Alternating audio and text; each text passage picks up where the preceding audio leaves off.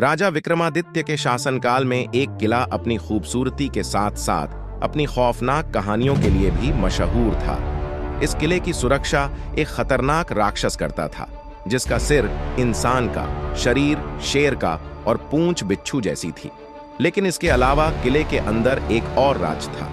एक बेहिसाब खजाना छुपा हुआ था, जिसके बारे में सिर्फ कुछ चुनिंदा लोग ही जानते थे। एक दिन राजा के जंगल में एक खुफिया समूह दाखिल हुआ।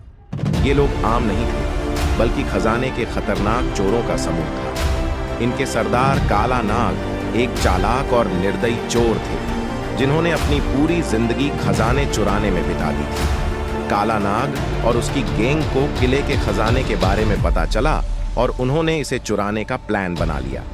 काला नाग ने अपनी गैंग के सभी लोगों को इकट्ठा किया और बोला, भाइयों, आज रात हम किले का खजाना लूटेंगे, लेकिन हमें बहुत होशियार रहना होगा। वहां एक राक्षस है जो किसी को भी जिंदा नहीं छोड़ता। चोरों में से एक लंगड़ा रामलाल बोला, सरदार, अगर वह राक्षस सचमुच इतना खतरनाक है तो हम उसे कैसे हरा पाएंगे? काला नाग मुस्कुराया और बोला, तुम लोग अपनी चतुराई का इस्तेमाल करो और सही समय पर भागने की कला सीखो।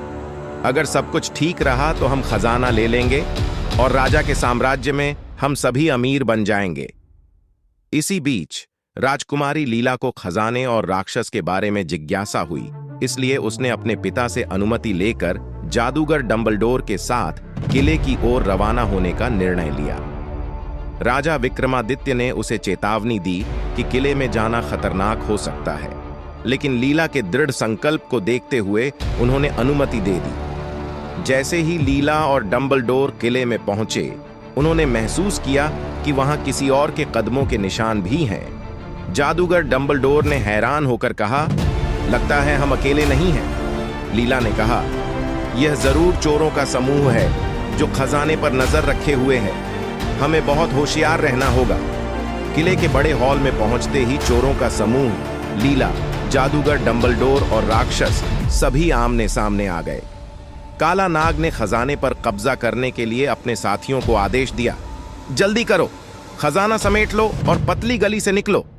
लेकिन जैसे ही वे खजाने के पास पहुंचे, राक्षस ने दहाड़ते हुए कहा, किसी में हिम्मत है जो मेरे खजाने को छूने की कोशिश करे? चोरों ने अपनी तलवारें निकाली और राक्षस पर हमला किया, लेकिन राक्षस की ताकत और गति ने उन्हें डर से भर दिया। लंगड़ा रामलाल ने डरते हुए कहा, सरदार, ये तो मौत का फरिश्ता है। लीला और जादूगर डंबलडोर ने मौके का फायदा उठाते हुए राक्षस पर हमला किया।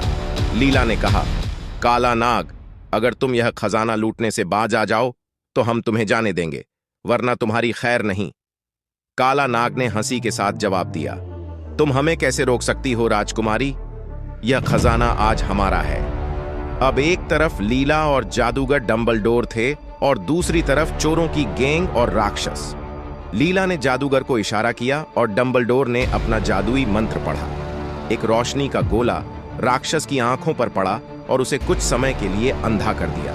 उसी समय लीला ने अपनी तलवार निकाली और राक्षस पर वार किया।